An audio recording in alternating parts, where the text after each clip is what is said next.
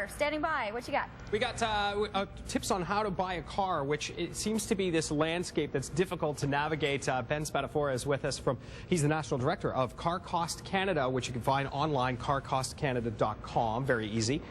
So I go in and everybody has their own method, right? The way to get their car, and they all think that they come armed, but there are some pretty simple tips on things that you do need to keep in mind, and I want to start with research. It's easier to do than ever.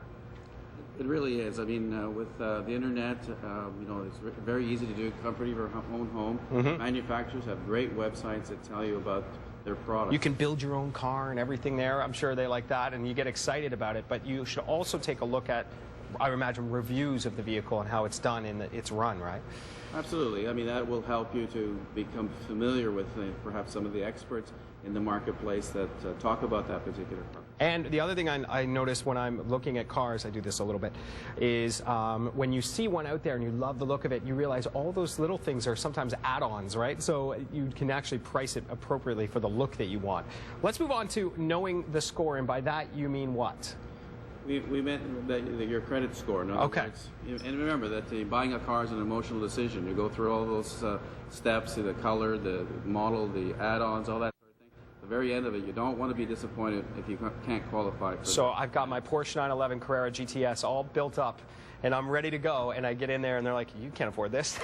It's just better to know ahead of time. That's a good tip indeed. What about timing? I've heard all sorts of tips on when you want to go into the dealership.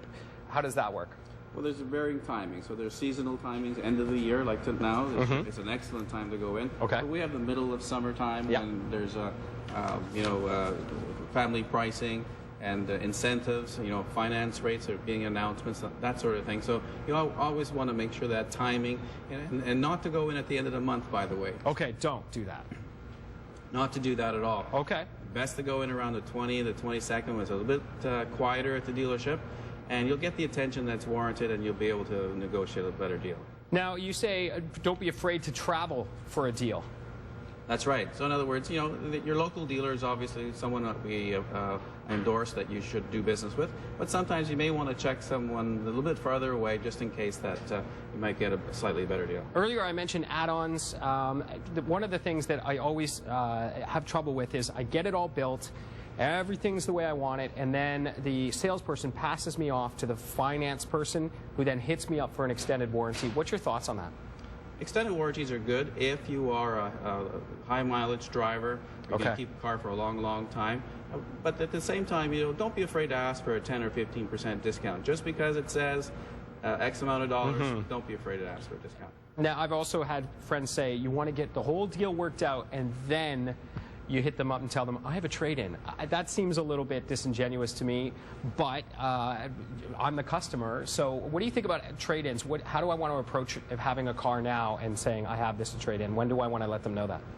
I prefer that you tell the dealership about the trade-in right at the very beginning. Okay. Because with our website, when you have a wholesale price report, there's a transparency. There we go, yeah. So, start it right at the very beginning. You're starting a relationship.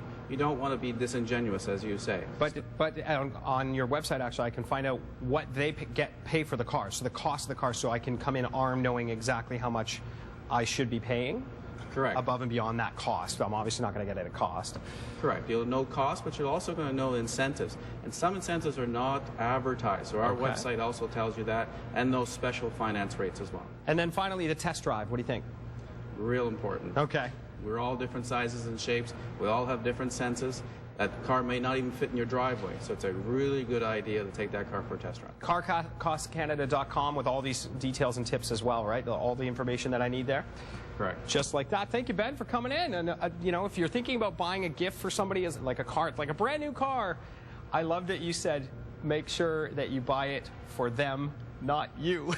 That's right. All right. Thanks, Ben. All right.